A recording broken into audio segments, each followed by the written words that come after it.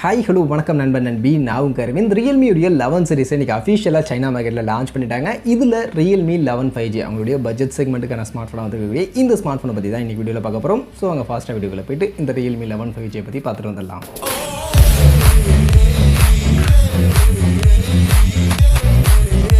So first இந்த Realme 11 5Gக்கான design look அப்படின்னு பார்க்கும்போது இந்த சர்க்குலர் ஷேப்க்கான கேமரா மாடலோட வரும் அப்படின்ற மாதிரி நம்ம முன்னாடியே சொல்லியிருந்தோம்ல, அதே மாதிரி தான் இந்த சர்க்குலர் கேமரா மாடலுக்கான ஒரு டிசைனோட தான் இந்த வாட்டி Realme 11 5G எடுத்துகிட்டு வந்திருக்காங்க. ஸோ அந்த வகையில் டிசைன் ரொம்ப நாளுக்கு அப்புறம் Realme கிட்ட இருந்து கொஞ்சம் நல்லா பண்ணியிருக்காங்க, கொஞ்சம் வித்தியாசமாக பண்ணியிருக்காங்க, நல்லா இருக்குது அப்படின்றத தாண்டி கொஞ்சம் வித்தியாசமாக அவங்களுடைய ப்ரீவியஸ் சீரிஸ்லேருந்து கொஞ்சம் யூனிக்காக பண்ணியிருக்காங்க அப்படின்ற மாதிரியான ஒரு ஃபீல் இந்த ஸ்மார்ட் ஃபோனுக்கான லுக் அப்படின்றது எனக்கு கொடுக்குது. மற்றபடி கலர் ஆப்ஷன் 2 கலர் ஆப்ஷன் கொடுத்துருக்காங்க, பிளாக் அண்ட் ஆரஞ்சு அப்படின்ற கலர் ஆப்ஷன் இருக்குது. இது போக மொபைலுடைய ஸ்பெசிஃபிகேஷன் அப்படின்னு வந்தோம்னா இங்கே ஆக்சுவலி டிஸ்பிளே பொறுத்த வரைக்கும் 6.43 இன்ச்சஸ்க்கான சைஸில் ஃபுல் ஹெச்டி ப்ளஸ் ரெசல்யூஷனுக்கான AMOLED பேனலுக்கான டிஸ்பிளே, சாம்சங் உடைய AMOLED பேனலுக்கான டிஸ்பிளே அப்படின்றது யூஸ் பண்ணியிருக்காங்க. மற்றபடி ரெஃப்ரெஷ் ரேட்டாக 90 ஹெர்ட்ஸ்க்கான ரெஃப்ரெஷ் ரேட் தான் கொடுத்துருக்காங்க. அண்ட் 180 ஹெர்ட்ஸ்க்கான டச் சாம்பிளிங் ரேட் இருக்குது. 450 நிட்ஸ்க்கான மேக்ஸிமம் பீக் பிரைட்னஸ்க்கான வேல்யூவோட இந்த ஒரு டிஸ்பிளே அப்படின்றது இங்கே இந்த ஸ்மார்ட் ஃபோனில் கொடுத்துருக்காங்க.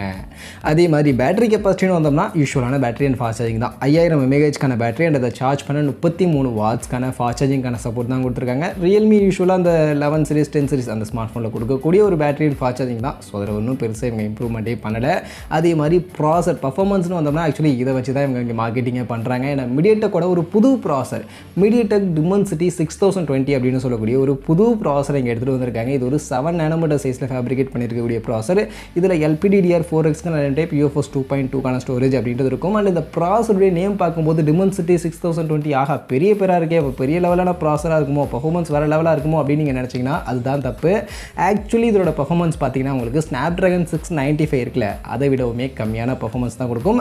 பட் இது ஒரு 5G ப்ராசர் தான், 5G பர்ஃபார்மன்ஸ் தான். ஸோ அதில் குறையில்லை. பட் ஆனால் பர்ஃபார்மன்ஸ்னு வரும்போது உங்களுக்கு Snapdragon 695 விடவுமே கொஞ்சம் கம்மியான பர்ஃபார்மன்ஸ் கொடுக்கக்கூடிய ப்ராசர் தான். பட் ரொம்ப கம்மி கிடையாது, கிட்டத்தட்ட அதை விட கொஞ்சம் கம்மியான ஒரு பர்ஃபார்மன்ஸ் அப்படின்றது இந்த ப்ராசர் நம்ம கொடுக்கும் அப்படின்றத நீங்கள் தெரிஞ்சுக்க. இது போக கேமரா செட்டப் அப்படின்னு பார்க்கும்போது பின்பக்கம் டியூவல் ரியர் கேமரா கொடுத்துருக்காங்க. பிரைமரி 64 மெகாபிக்சலுக்கான பிரைமரி, ஆம்னிவிஷனுக்கான சென்சார் தான், OIS-க்கான சப்போர்ட்லாம் எதுவும் கிடையாது. இது கூட சப்போர்ட்டிவ்க்கு 2 மெகாபிக்சலுக்கான கேமரா கொடுத்துருக்காங்க. அண்ட் முன்பக்கம் செல்ஃபி கேமரா அப்படின்னு வந்தோம்னா 8 மெகாபிக்சலுக்கான ஒரு செல்ஃபி கேமரா தான் கொடுத்துருக்காங்க.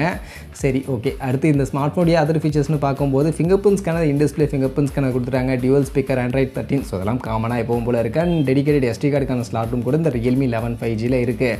அண்ட் இந்த ஸ்மார்ட் ஃபோனுடைய ப்ரைஸிங் அப்படின்னு பார்த்தீங்கன்னா பேஸ் வேரியண்ட்டு 8GB 256GBக்கான வேரியண்ட்டை கொடுத்துருக்காங்க. ஸோ இது நல்ல விஷயமா எனக்கு தோணுது. ஏன்னா இப்போ நிறைய ஸ்மார்ட் ஃபோன்ஸ் இந்த 120GB கட் பண்ணிட்டு டேரெக்டாக 256GBக்கான ஸ்டோரேஜ் கொடுக்க ஆரம்பிச்சிருக்காங்க.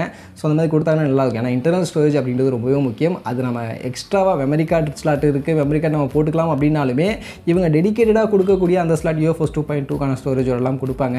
ஸோ நம்ம வாங்கக்கூடிய மெமரி கார்டு எந்த அளவுக்கு அதில் ஸ்டோரேஜ் சப்போர்ட் இருக்கும் அப்படின்னு தெரியாது. ஸோ அதெல்லாம் வச்சு பார்க்கும்போது கண்டிப்பாக நமக்கு மெமரி கார்டு என்ன தான் போட்டாலும் அதை விட நார்மலாக இவங்க கொடுக்கக்கூடிய ஸ்டோரேஜ் அப்படின்றது கொஞ்சம் ஃபாஸ்ட்டாகவே இருக்கும்.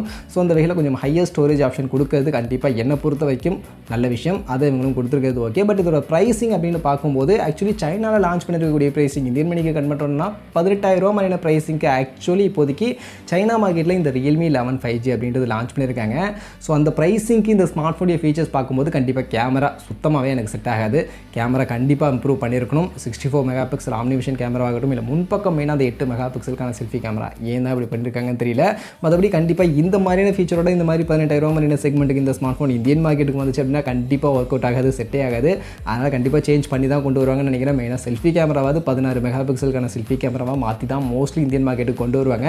ஸோ அது இந்தியன் மார்க்கெட்டுக்கு வரும்போது அதை பற்றி பார்ப்போம். பட் இப்போதைக்கு சைனா மார்க்கெட்டில் வந்துருக்கக்கூடிய இந்த ஸ்மார்ட் ஃபோன் பார்க்கும்போது சைனா மார்க்கெட்டுக்கு ஓகே, பட் இந்தியன் மார்க்கெட்டுக்கு எப்படி கொண்டு வராங்க அப்படின்றத வெயிட் பண்ணி பார்க்கணும். பட் நீங்கள் இப்போ இந்த சைனா மார்க்கெட்டில் வந்துருக்கக்கூடிய இந்த Realme 11 5G இந்த ஸ்மார்ட் ஃபோனை பற்றி என்ன நினைக்கிறீங்க? கமெண்ட் செக்ஷனில் வந்து சொல்லுங்கள்.